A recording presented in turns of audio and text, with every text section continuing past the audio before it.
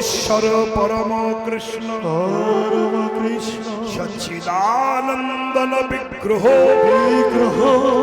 অনাদিরাদি গোবিন্দ, যিনি সর্বকারণের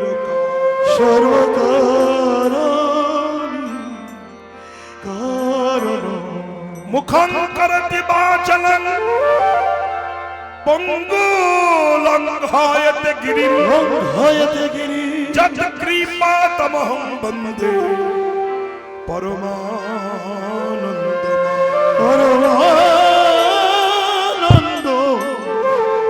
মাধব বাঞ্ছা কল্পতরুভ্যশ্চ কৃপা সিন্ধুভ্যেব চ পতিতানাং পাবনেভ্যো বৈষ্ণবেভ্যো নমো। কোটি জনম সাধনা করিয়া যোগী মুনি ঋষি সাধক সাধিকা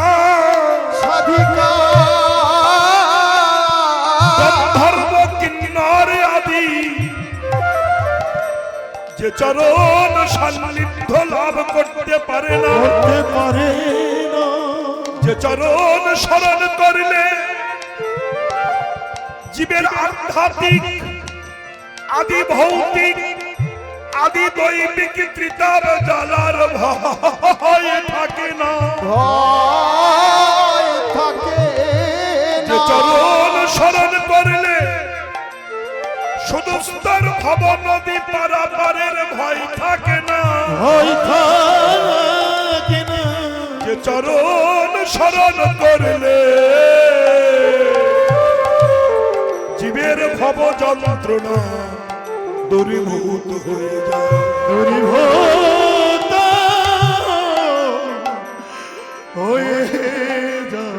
যে চরণ শরণ করিয়া গৌতম মুনির স্ত্রী অহল্যা পাশানি মানবিনী হয়েছিলেন,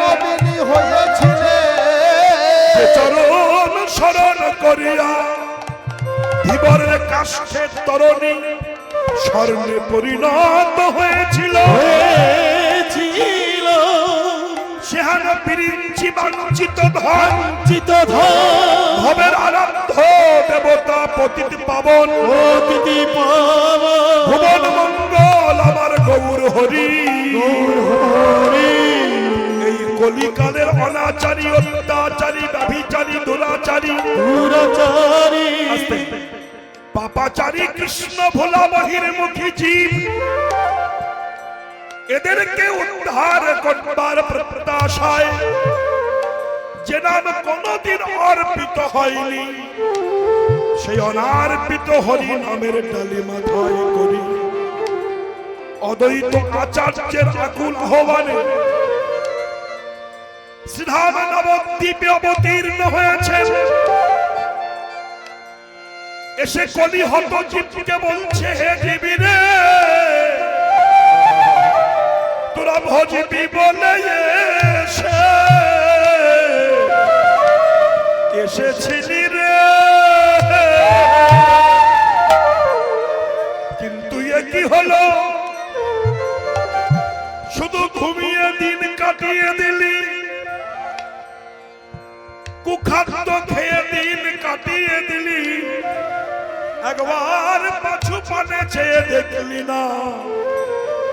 প্রত্যেক দিন প্রত্যহ পূর্ব দিগন্তের সূর্য পূর্ব দিগন্তকে আলোকিত করে, পূর্ব দিগন্তে তার কিরণ জাল বিস্তারিত করে উদ্ভাসিত হয়।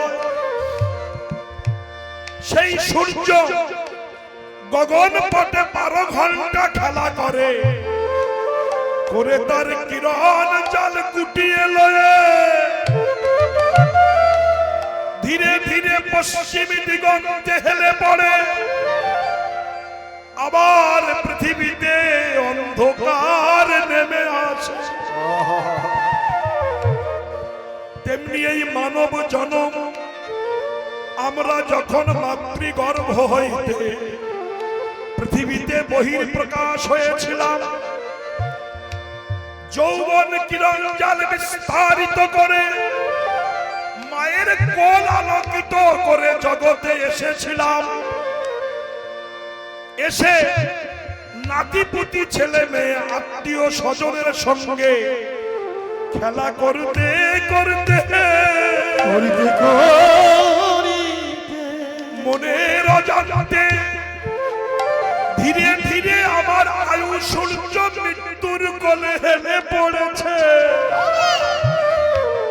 আমি সিরিয়াল দেখেছি, নাতিপুতির মদন দেখেছি,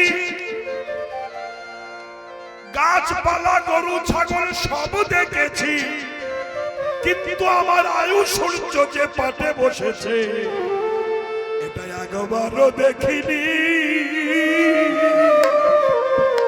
এবার জগৎ ছেড়ে চলে যেতে হবে, এমন চলো বুঝি পিঠা গেল রে। যা গেছে ভাই, যা আছে সামলাও তাই, এখনো সময় আছে। বসে যেয়ে গুরুর পথে সাধিলে ভজিলে যদি কিছু। বৈষ্ণব কবি বড় আক্ষেপ করে তার বেদনার কথা বলেছে। মানব আকার হইলে কি হয়, করা হোক ভূতের কাম, নহিলে মদনে কেন না বলা হোক শ্রীকৃষ্ণ গোবিন্দ। আমি পেয়ে জনম হারা হারা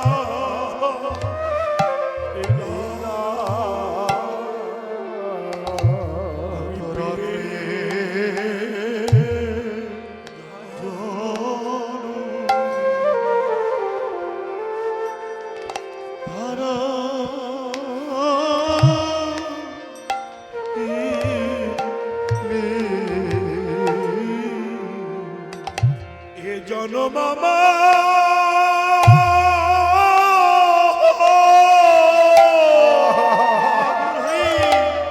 জনমামার বৃথাই গেল রে।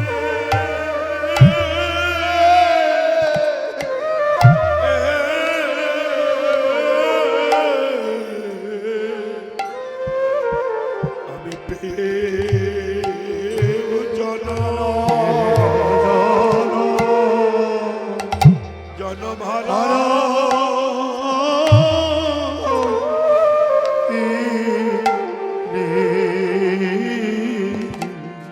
আমি ভজন সাধন করিলাম না গো।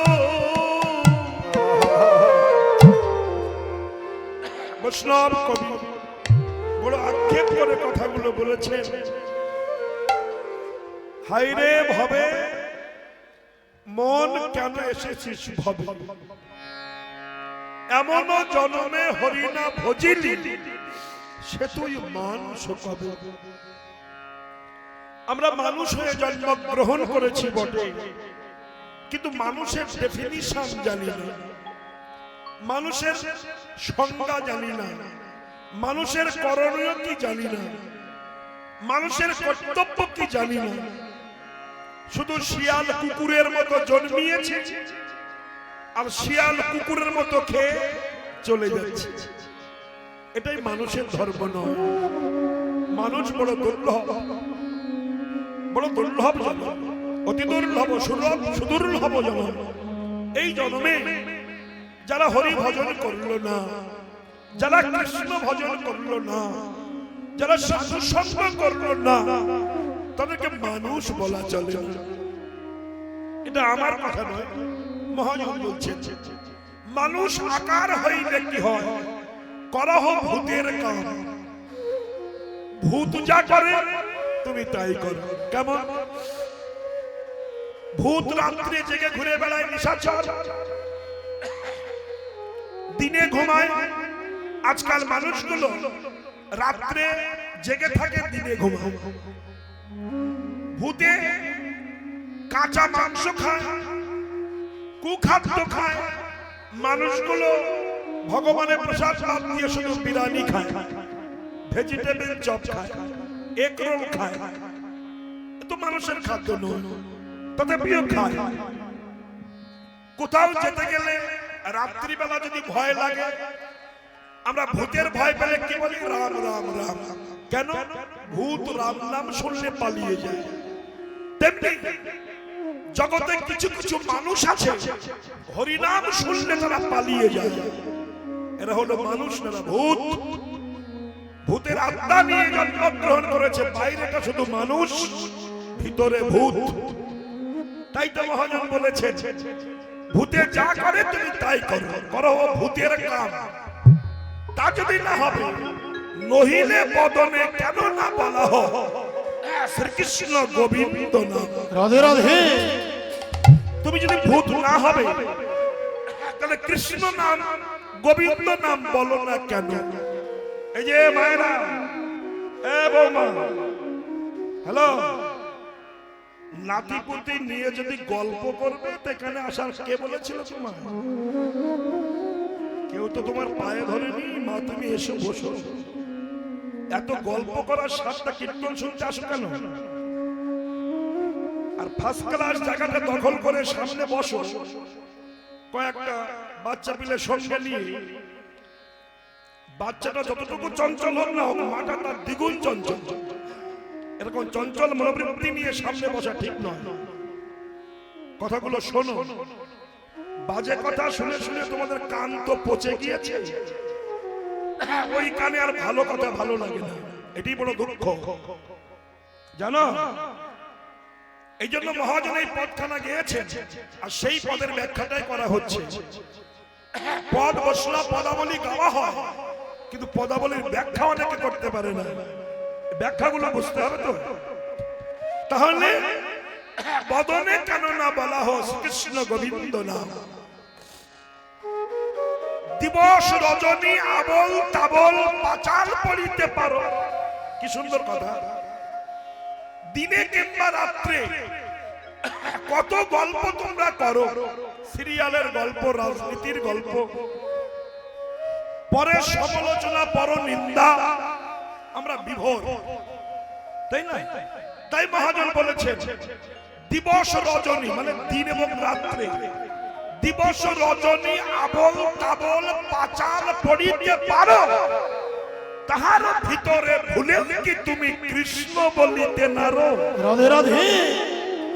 এত কথা বলো, একবার কৃষ্ণ শব্দটা তো উচ্চারণ করো না। বলে দেখো, কৃষ্ণ নাম বারবার করলে মানুষের বদ রক্ত ফিল্টার হয়ে যায়। এটা সত্য। তাইতে ভক্তে ভক্তে দেখা হলেই বলা হয় হরে কৃষ্ণ হরে কৃষ্ণ। কেন? কৃষ্ণ নাম বারবার করুন। বিশ্বাস না হয় করে দেখুন, কাউকে করান, বদ রক্ত ফিল্টার হয়ে যাবে, দূষিত রক্ত থাকবে না। কৃষ্ণ কৃষ্ণ কৃষ্ণ কৃষ্ণ কৃষ্ণ। এই জন্য প্রহ্লাদের বাবা হিরণ্যকশিপু, এর গায়ে বদ রক্ত ছিল। বিষ্ণু বিদ্বেষী ছিল, কিন্তু যখন সাধনা করতে গিয়েছিল 5000 বছরের সংকল্প করে সাধনায় বসেছেন, নারদ দেখলেন হিরণ্যকশিপুকে উদ্ধার করতে হবে। কেন? হিরণ্যকশিপু যেন তেন ব্যক্তি নন, ইনি ছিলেন বৈকুণ্ঠের দ্বারের দ্বারী জয় বিজয় হিরণ্যক্ষ হিরণ্যকশিপু। চতুষ্বরের অভিসম্পদে রাক্ষস কুলে জন্মগ্রহণ করেছে, কিন্তু পূর্বেরা বিষ্ণু সঙ্গ করেছিল, তাই উদ্ধার করতে হবে। এটা নারদের কাজ। তাই নারদ ছোট্ট একটা পাখি রূপ ধারণ করে হিরণ্যকশিপুর কানের ধার দিয়ে কৃষ্ণ কৃষ্ণ কৃষ্ণ কৃষ্ণ কৃষ্ণ কৃষ্ণ বলছে। এখন অসুরের কানে তো কৃষ্ণ নাম ভালো লাগে না। সে হিরণ্যকশিপুকে মরে গিয়েছে, তার রক্ত বীজ এখনো সব গ্রামে 2-4টা করে আছে। দেখবেন কৃষ্ণ নাম তাদের ভালো লাগে না। অসুর বৃত্তির মানুষ যারা কৃষ্ণ নাম শুনতে চায় না তারা, তাই অসুর কৃষ্ণ নাম শুনতে চাইছে না। হিরণ্যকশিপু উঠে বাড়ি চলে গেল। যে নাম শুনি না, যাকে বধ করবার জন্য আমি 5000 বছরের সংকল্প করে সাধনায় বসেছি, আর সেই নাম আমার কর্ণকুহরে একটা পাখি দেয়, পাখিটা যে কে সেটা তো কশিপু জানে না। তাই বাড়ি গেছে। বাড়ি গেলে তাহলে স্ত্রী কয়াধু প্রশ্ন করেছে, কি গো তুমি তো 5000 বছরের জন্য গেলে, এক্ষুনি চলে এলে যে? হিরণ্যকশিপু বলছে, কয়াধু বলো না, একটা পাখি আমার কানের ধারে মাঝে কথা বলছিল। এখন কয়াধু তো কৃষ্ণ ভক্তা ছিলেন, কয়াধু বুঝে নিয়েছেন আমার স্বামী তো অসুর, এর কানে মাঝে কথা মানে কৃষ্ণ কথা ছাড়া কিছু নয়। তাই আমি আমার স্বামীর মুখ দিয়ে কৃষ্ণ কথাটা বলাবো, যাতে ওর বদ রক্তটা ফিল্টার হয়। এই জন্য স্ত্রী ভাগ্যে পুরুষ ধন্য হয়। তাই বলে আমি বড় লোক হয়েছে আমার বউয়ের জন্য তা না। অনেকে বলে বউ যদি লক্ষ্মী হয় তবে স্বামী সে বাড়ি উন্নতি হয়। ওটা গল্প হলো। তোমার স্বামী যদি চিত হয়ে ঘুমিয়ে থাকে 24 ঘন্টা, 1000 লক্ষ্মী বউ হলো, কাজ হবে কি? হবে না, ওটা ভুল। বলছে স্ত্রী ভাগ্যে পুরুষ ধন্য হয়। কোন ভাগ্য? কোন ধন্য? না, স্ত্রী যদি ভক্তিমতী হয়, তার সাধনের দ্বারা তার পতিও কৃষ্ণ ভজন পথে ধাবিত হয়। এই জন্য বলা হয় স্ত্রী ভাগ্যে পুরুষ ধন্য। এই বাবা কথা না। তাহলে কয়াধু বলছে, স্বামী পাখিটি কি কথা বলছিল আর বলো না, আমি মুখে বলতে পারবো না। কেন বলবে না কেন? কয়াধুকে বলছে সে না মুখে বললে বুকে ঢুকে যায়। সত্যি তো, কৃষ্ণ নাম যদি একবার মুখে বলা যায় বুকে ঢুকে যায়। আমি বলবো না। আমি তো তোমার স্ত্রী সহধর্মিনী, আমাকে বলো। বলতে শোনো, কাউকে বলো না। সেই পাখিটা বলছিল কৃষ্ণ। কয়াধু বললে একবার বললে তো হবে না, বহুবার বলাতে হবে। তো বলছে বাঁ দিকে কি বলছিল? কৃষ্ণ। ডাইনে কৃষ্ণ, পিছনে কৃষ্ণ, সামনে কৃষ্ণ, উপরের দিকে কৃষ্ণ, নিচের দিকে কৃষ্ণ। এই কৃষ্ণ বলতে বলতে বলতে বলতে ওদের বদ রক্ত ফিল্টার হয়ে গিয়েছে। এই যে বদ রক্ত ফিল্টার হলো, সেই সময় কয়াধুর সঙ্গে হিরণ্যকশিপুর মিলন হলো। আরে বিশুদ্ধ রক্ত ভিয়ান করে শক্তি বিন্দু তৈরি হলো, আর সেই বিন্দুতে সৃষ্টি হলো ভক্ত প্রহ্লাদ। বুঝেছেন? বাচ্চা পেলে ভালো হয় কি খারাপ হয় নিজের বাবা মায়ের জন্য। বাবা মা যদি শিয়াল কুকুরের মতো ব্যবহার করে, তা বাচ্চাও শিয়াল কুকুরের মতো হবে, বিন্দু মাত্র সন্দেহ। আর ঘরে আজকে ঘরে ঘরে বাবা মা ছেলে বৌমার হাতে ঝাঁটার বাড়ি খাচ্ছে কেন? ওটা ছেলে বৌমার দোষ নয়, ওটা পাওনা ছিল তাই শোধ হয়ে যাচ্ছে। কেন? তুমি তোমার ছেলে তৈরি করেছো, তাকে ইঞ্জিনিয়ার করতে চেয়েছো, ডাক্তার করতে চেয়েছো, তাকে নেতা করতে চেয়েছো, তাকে গেজেটেড অফিসার করতে চেয়েছো, কিন্তু কোনোদিন মনের ভুলেও মানুষ করতে চাও না। তাহলে চরিত্র যদি পবিত্র হয় তবেই তাকে মানুষ কয়, তাই তো? মনুষ্যত্ব নাহিক যার, মানুষ কভু বলে না তার। তাইতে পশুবৃত্তি মানব জাতি করছেন পালন, অজ্ঞানতার অহংকারে পরিপূর্ণ মন। পাপ পুণ্য ভালো মন্দ পশু জানে না, এই মানব জাতি জেনেও তাহা মেনে চলে না। ইউনিভার্সিটি ডিগ্রি এদের আছে কত শত, তথাপিও চলন বলন যেন মূর্খের মতো। বাদরের আদর বেশি হচ্ছে সারা দেশে, পিতা মাতার সেবা ছেড়ে কুকুর কিনে বসে। এমন কিছু মানুষ আছে বিশ্ব চরাচরে হৃদয় ভরা নোংরা, তাদের ভদ্র বেশে ঘোরে, ভদ্র বেশে ঘুরে দেশে মানুষ বলে না। মানুষ হবে জাগবে যেদিন জ্ঞানের চেতনা। অসৎ ব্যক্তির অর্থ শক্তি যাচ্ছে কত বেড়ে, সৎ ব্যক্তি কাঙাল বেশে রাস্তায় রাস্তায় ঘোরে। রাধাপদ কয় ওরে মানুষ, পশুর ধর্ম ছাড়ো, মানুষ যদি হতে চাও তবে মানুষের সঙ্গ করো। এটাই নিয়ম। মনুষ্যত্ব নাহি যার মানুষ কবু বলে না তার। তাহলে আমরা কিসের মানুষ?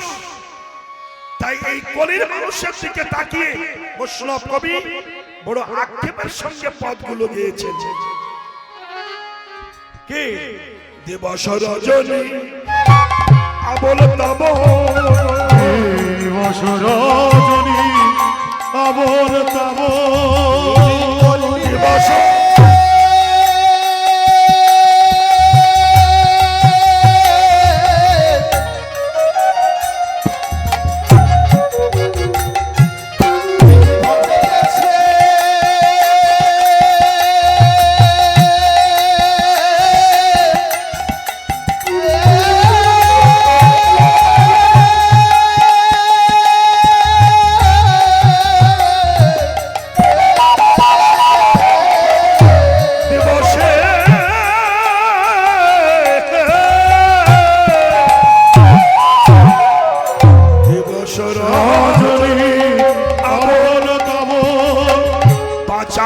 পড়িতে পারো, পাতাল পড়িতে পারো, তাহারো ভিতরে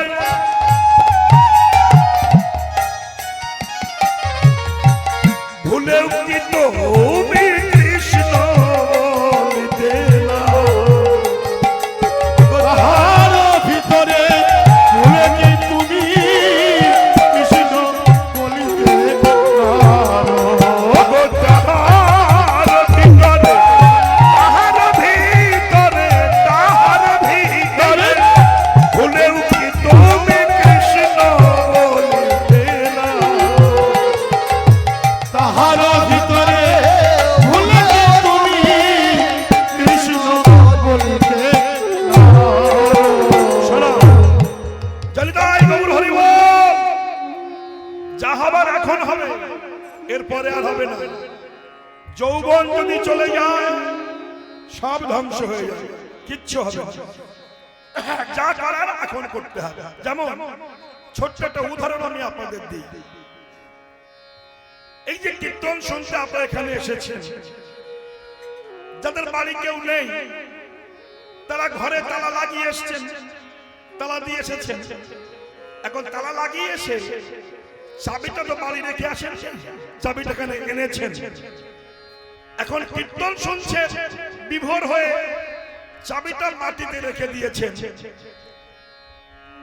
এখন কীর্তন শেষ, আপনি বাড়ি যাচ্ছেন, বাড়ি গিয়ে তালা খুলতে যাচ্ছেন, চাবি পান, চাবি নাই। কি হবে? মনে হলো চাবি আমি কীর্তন আসরে রেখে এসেছি। তাহলে কি করতে হবে? আবার বাড়ির থেকে হেঁটে আসরে আসতে হবে। এসে চাবি পেতেও পারে, নাও পারে। যুক্তিটা দিচ্ছেন মহাজন।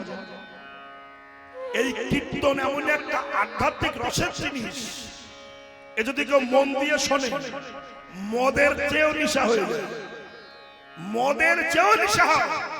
তা না হলে বহুদূর দূরান্ত থেকে এত মানুষ এখানে আসতো না। এটা নেশা। যদি সেটা কীর্তনের মতো কীর্তন হয়, বুঝাবার মতো কীর্তনিয়া হয়, নিশা হয়ে যায়। তাহলে আপনি চাবি পেতেও পারেন, নাও পারেন, আপনার আবার আসতে হবে, আবার যেতে হবে। এই যাওয়া সেটা সার হয়ে যাবে। তেমনি চারজনা বন্ধু তারা যুক্তি করেছে আমরা একটু আমেরিকায় যাই। কোথায় বললাম? খেয়াল করবেন, কোথায় বললাম? আমেরিকা। তো তারা খুব বড় লোক নয়, একটু দরিদ্র ফ্যামিলির ছেলে। কষ্ট সৃষ্টি করে কিছু পয়সা সঞ্চয় করে প্লেনে ফ্লাইটে আমেরিকায় গেছে। আমেরিকায় যে তারা মনে মনে ভেবেছে যে আমেরিকার হোটেলে প্রচুর টাকা লাগে, অনেক পয়সা লাগে। তা আমরা 4-5টা হোটেলে থাকবো না, 4-5খানা ঘর নয়, একটি ঘর নেব। সেটা নেব 100 তলা ফ্ল্যাট। সেই 100 তলা ফ্ল্যাটের একদম লাস্ট, একদম মাথায় একটা ঘর আমরা ভাড়া দেব। কেন না? আমাদের পয়সা দিয়ে গাড়ি ভাড়া করে আমেরিকার টাউন দেখার মতো ক্ষমতা নাই। তাহলে 100 তলায় যদি উঠতে পারি, ছাদে বসে অনেক কিছু দেখতে পাবো। এই সিদ্ধান্ত নিয়ে 100 তলা বাড়ি ভাড়া করেছি। 100 তলা লাস্ট একদম ছাদ। লিফটে উঠেছে, এক রাত থেকেছে। সকালবেলা লিফটে নেমেছে, নেমে একটু পায়ে হেঁটে মার্কেট পরিক্রমা করতে গেছে। এবার বিকাল 4টে পর্যন্ত হেঁটেছে। ইয়াং ছেলে তো, হাঁটতে হাঁটতে হাঁটতে খুব ক্ষুধা পেয়েছে, প্রচন্ড খিদে লেগেছে। আরে ভাই চল, হোটেলে খাবো এমন পয়সা আমাদের নাই, ঘরে ফিরে যাই। লিফটে উঠে 100 তলার ঘরে যে চিড়ি মুড়ে আছে আমরা খাবো। ব্যাস এসেছে। লিফটে উঠে 100 তলায় উঠতে যাবে, প্রচন্ড খিদে পেয়েছে, উঠবে লিফটে উঠবে এমন সময় কারেন্ট চলে গিয়েছে। ব্যাস খুব চিন্তিত ঠাকুর, কখন কারেন্ট আসবে। লিফটে উঠবো, খাবো, কিন্তু কারেন্ট আর আসে না। এই আসে এই আসে। হঠাৎ করে মাইকে আওয়াজ এলো যে যেখানে আছেন চুপচাপ থাকুন, 20 ঘন্টা কারেন্ট আসবে না। বলুন দেখিনি কি অবস্থা হয়। ওরা ঢিপ ঢাপ বসে পড়েছে। সর্বনাশ, তো না খেয়ে মরেই যাবো তো, খুব ক্ষুধা পেয়েছে। এখন উপায় একটা আছে। ছেলেগুলো বলল, শোন, মৃত্যু তো আমাদের হবে, তাহলে এমনি এমনি মরবো না, হেঁটে হেঁটে মরবো। মানে ওই 100 তলা পায়ে হেঁটে উঠবো। যদি উঠতে পারি খাওয়া হবে, তাহলে মরবো না। 100 তলা পায়ে হেঁটে ওটা কি ছাই তাই কথা? 2 তলায় উঠতে তাই পাগল হয়ে যায়। এই যে আমাদের ছবিটা মানা কীর্তন দিচ্ছেন, আছেন কমিটির মধ্যে, উনি 2 তলায় আমাদের জায়গা দিয়েছে। ওই একটা বাড়িতে বহু দল আমরা আছি, তো 2 তলায় উঠতে তাই মাজা ব্যথা হয়ে যাচ্ছে। 100 তলা ওঠা সম্ভব, কিন্তু ইয়াং বয়স তো পারে। আস্তে আস্তে আস্তে, এই মেয়ে তো উঠতে যাচ্ছে, কিন্তু চিন্তা করছেন তো আমি উঠবো, আমরা তো উঠবো, কষ্ট যাতে বুঝতে না পারি তার জন্য একটা পদ্ধতি গ্রহণ করতে হবে। কি সেটা? গল্প, ভালো রসের গল্প করতে হবে। আর রসের গল্পের দিকে মন থাকবে, আর ঠ্যাং থাকবে সিঁড়িতে, মন থাকবে গল্পে, দিব্যি উঠে যাব। বেশ, এবার সিঁড়িতে ওঠা শুরু হলো, গল্প শুরু হয়ে গেছে। গল্পটা হচ্ছে কেন? সিঁড়িতে ওঠার জন্য। গল্প ফার্স্ট গল্প একজন করছে, ওটা শোনো, ওটা গল্প আরম্ভ হয়েছে, শুনবেন। বলছে, দেখ ভাই, এক রাজামশাই একটা ছেলে ছিল, ঝাঁটার কাঠির মতো চেহারা, 3.5 ফুট লম্বা, টোটাল ওজন 45 কেজি। রাজা চিন্তা, গল্প করছে কিন্তু কেন সিঁড়িতে উঠছে, এই রসের গল্প। তো রাজা চিন্তা করলো, ছেলে আমার ছোটখাটো বেটে হালকা, এরকম মেয়ের সঙ্গে যদি আমার ছেলের বিয়ে দিই, তো উভয়ের মিক্সারে যে বাচ্চা আসবে, ও বাচ্চা আমার ধ্বংস করবে, আমার বংশ রক্ষা হবে না। তা ছেলে যখন হালকা, আমি মেয়ে নেব মোটা, বেশ মোটা সোটা একটা মেয়ে খুঁজে খুঁজে পেয়েছে। এই চামটা 6 ফুট লম্বা, ছেলের ওজন 45 কেজি, আর মেয়ের ওজন 135 কেজি। ওরে বাবা, গল্প হচ্ছে কিন্তু। এইবার যে মেয়েটা বিয়ে করছে, মেয়ের বাপের বাড়ি ওই গ্রামে সব কৃষ্ণ ভক্ত, ওই গ্রামে কালী পূজা টুজা হয় না। ওই মেয়েটা জীবনে কালী দেখিনি। এখন বিয়ে করে শ্বশুর বাড়ি গেছে, শ্বশুর বাড়ি কালী পূজা হচ্ছে, আর স্বামীকে বলতে শোন আমি একটু কালী দেখিনি, কালী দেখবো। তো কালী দেখতে নিয়ে গেছে, দেখে হ্যাঁ মেয়েটি এই প্রথম কালী দেখছে, তো চুলগুলো লম্বা, ঠোঁটটা লাল টাক টাক টাক টাক করছে, হাতে দা কালো কুচকুচ কুচকুচ কুচকুচ, নেই কাপড় পরা, সে কি বাবা? কাপড় নেই পরে রেখেছে, লুলঙ্গ হয়ে রয়েছে, এই রকম ঠ্যাং দিয়ে দাঁড়িয়েছে।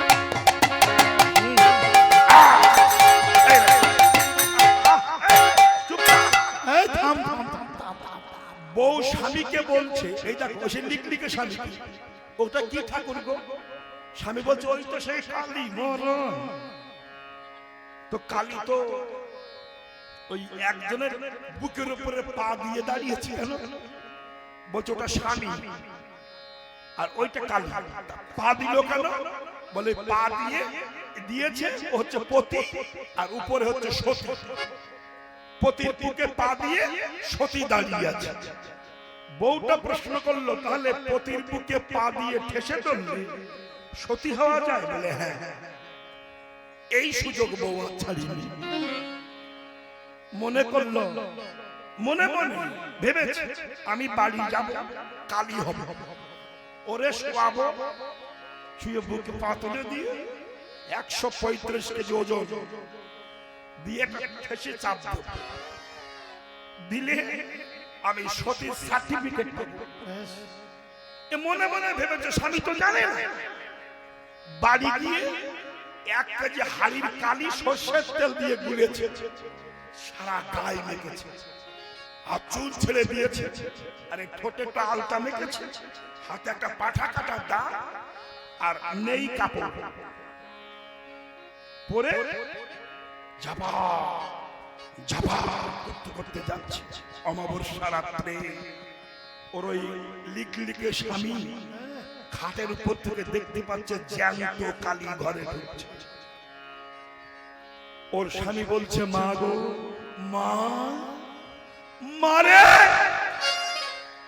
রামকৃষ্ণ দেব তোকে পেয়েছিল মা, বাবা থাপা তোকে পেয়েছিল মারে, তোর এত দয়ায় অধম সন্তানের উপরে। বউ বলছে, মামা করো না, শুয়ে পড়ো। বলছে কে? আমি সতী হব। সতী হব? তুমি শোও, তোমার বুকে পা দিয়ে একটা চাপ দিয়ে আমি সতীর লাইসেন্স প্রাপ্ত হব। ও বলল, তোমার পা দিতে হবে না, আমি তোমার পায়ে ধরি, তুমি আমার বুকে উঠো না, কেন আমি লুসি হয়ে যাব। গল্প শেষ। তিনজনা তিনখানা গল্প করে 97 তালা উঠে গিয়েছে, মাত্র 3 তালা বাকি। তখন 3 বন্ধু বলছে, তোর গল্পটা করে একদম বাকি আছে। বলছে, আমার গল্প করলে তোরা হার্ট অ্যাটাক করবি। বলে কেন? আমার গল্প খুব সিরিয়াস, খুব মর্মান্তিক। আরে বল না কি গল্প, তোকে বলতেই হবে। ও বলছে, শোন, বললে তোরা মরে যাবি। হ্যাঁ না, তুই বল। তখন বলছে, শোন তাহলে, এত কষ্ট করে গল্প করে হেঁটে হেঁটে 97 তালা উঠেছি, যে ঘরের তালা খুলে ভিতরে যে মুড়ি খাবো সেই ঘরের চাবি আমি নিচের তলায় রেখে এসেছি। কি হবে অবস্থা? কি বাবা গো, ঢিপ করে সব বসে বসে এখন আবার নিচে নামতে হবে, আবার যাবে সম্ভব কি? তত্ত্বটা এখানে যে আমরা সংসারে তালা তালা বাড়ি করছি, কত রং বিরসের গল্প করছি, করতে করতে মৃত্যু হয়ে গেল, উঠে গেলাম 100 তলায় স্বর্গে, ভগবানের দরজায় দিয়ে দাঁড়িয়েছি, ভক্তির চাবি নিয়ে গেলাম না, ভগবানের দরজা খুলবে না, আবার আসতে হবে, আবার যেতে হবে, আবার আসতে হবে, আবার যেতে হবে, আসা যাওয়া শেষ হবে না। তাই সাবধান, মানব জন্ম পেয়েছো, বাজে কথা না বলে একটু কৃষ্ণ কথা বলো। তাই তো দিবস রজনী আবল তাবো, দিবস রজনী আবল তাবো, পাঁচাল পড়িতে পাতাল পড়িতে পারো। দিবস রজনী আবল তাবো, পাতাল পড়িতে পারো, পাতাল পড়িতে পারো। তাহার ভিতরে